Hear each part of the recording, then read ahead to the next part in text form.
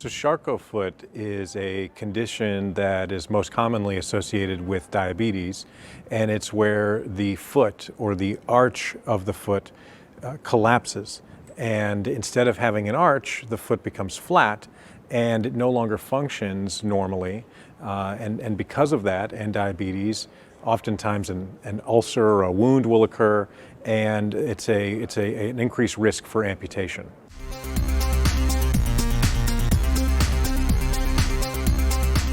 Well, there's two theories. It's probably a function of both theories that people with diabetes lose feeling in their feet, so they can't feel the trauma. And also, the same nerves that go to the sensation to make you feel also go to the blood vessels, and they make the blood vessels open up very big. And that washes the minerals, like the calcium, out of the bones, and it makes the bones very soft. So if you have trauma and soft bones, it causes fractures and collapse of the arch.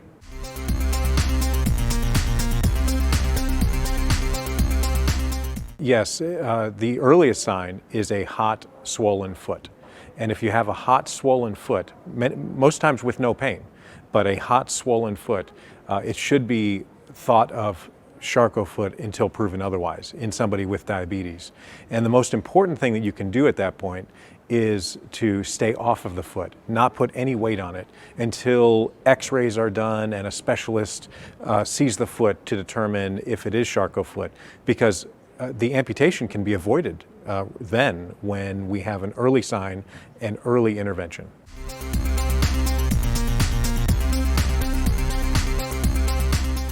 Offloading is the most effective way to prevent the Charcot foot from becoming destroyed.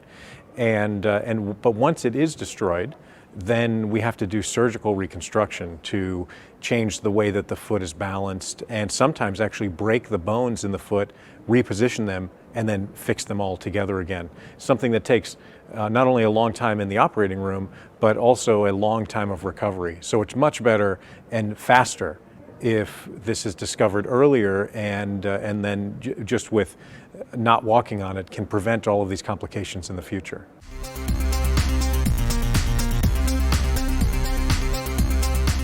In terms of the diabetic foot, we often times don't talk about a cure, and instead, just like cancer, we talk about remission. Because when we treat it and there is some recovery, there's always a risk that it could come back. And so we have to protect the foot and prevent it from having abnormal pressure.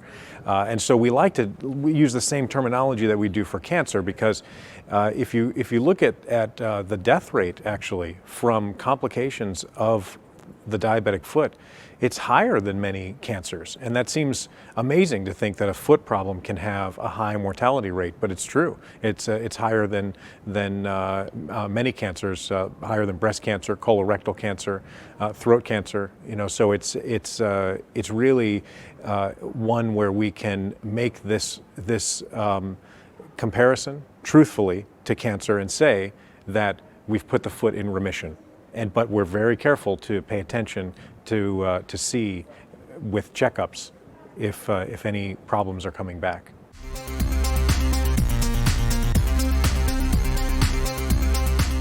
In general, with a diabetic foot, that depends on your risk category.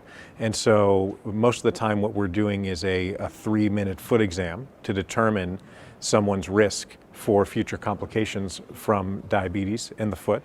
And once we've categorized that risk, if it's the highest level of risk, it's every 1 or 2 months. And if it's the lowest level of risk, it's once every year. So it's, and then anywhere in between there are more frequent visits.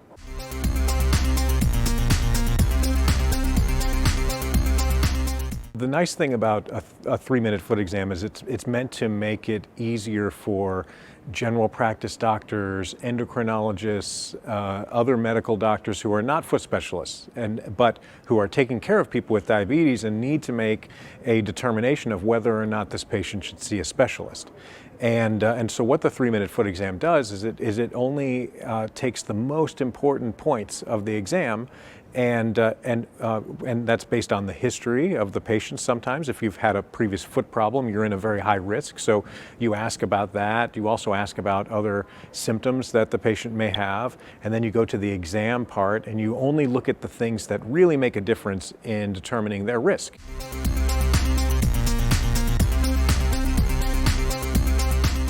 Such as a range of motion. So if there's a abnormal range of motion, let's say that the ankle can't bend very well or the Achilles tendon is tight, that's a big risk for getting an ulcer. If there's a callus somewhere and that callus is discolored, we say that that's just like having a lump in your breast.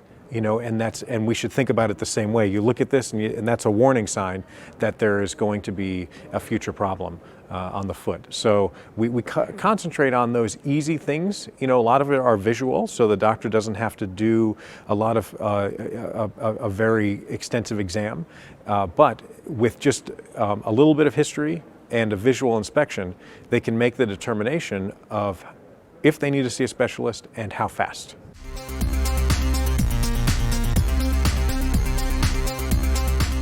Exactly. So the risk category then translates to the frequency of the visits afterwards.